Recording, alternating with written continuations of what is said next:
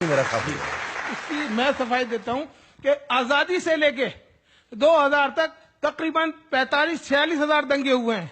कहीं कोई अदालत नहीं चली, कहीं कोई केस नहीं चला।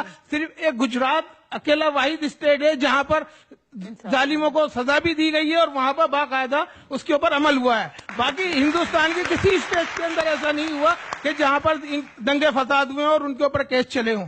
तो मैं नरेंद्र जी से ये पूछना चाहता हूँ, नरेंद्र मोदी जी से, कि वो अब हमारे देश के अंदर राम राज लाएंगे। हमें राम राज की ही जरूरत है। हम इस देश के अंदर राम राज ही देखना चाहते हैं। हम कोई और राज देखना नहीं चाहते। हम राम राज देखना चाहते हैं, लेकिन रावण राज नहीं, रावण राज देखना नहीं चाहते। हम राम राज ही देखना चाहते हैं जिसमें सबको पूरा इंसाफ मिले। हमें भी तालीम चाहिए, हमें भी नौकरियां चाहिए।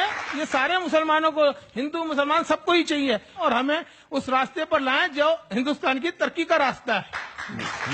आपकी बात का मैं एक और जवाब दूं जो मोदी साहब ने कहा। मोदी साहब ने पिछले 7-8 साल में, रजत जी, 200-250 से ज्यादा मुस्लिम ग्रुप्स को मिले हैं। वो इन्हें 30-30 लोगों को मिले हैं एट ए टाइम, जिसमें आसिफा जी भी कई मरतबा रही हैं, और बहुत खुल के बातें हुई हैं मोदी साहब से। वो एक उनकी खासियत है कि जब वो बुलाते हैं तो खुल के बात करते हैं, यानी कम से कम 1 घंटा। उस वक्त उन्होंने ये बात कही थी कि देखिए, बात वोट की या जीत जाने की नहीं है। ये मोदी साहब ने कहा था कि गुजरात के, ये इलेक्शन के पहले की बात थी, कि भाई गुजरात में 9%, 10% से कम मुसलमान है।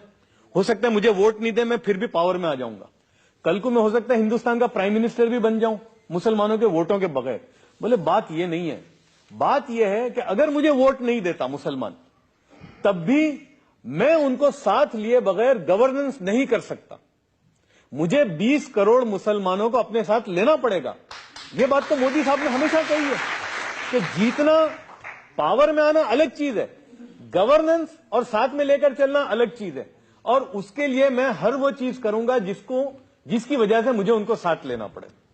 और ये एग्जाम्पल गुजरात से इसलिए निकल रहा है कि मध्य गुजरात में पहले बीजेपी बहुत कमजोर थी। जैसे सेंट्रल गुजरात थे, सूरत, वलसाड़, भरूच में बहुत कमजोर थी।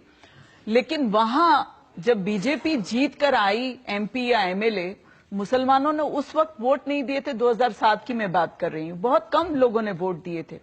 तब बीजेपी के एमपी, एमएलए या काउंसिलर मुसलमान इलाकों में जाकर के, या मुसलमानों के कुछ काम थे तो उनको जाकर के मिलते थे और कहते थे कि आपने हमें वोट नहीं दिया है, लेकिन फिर भी हम पूछने आए हैं कि अगर कुछ काम है तो हमें जरूर कहिएगा।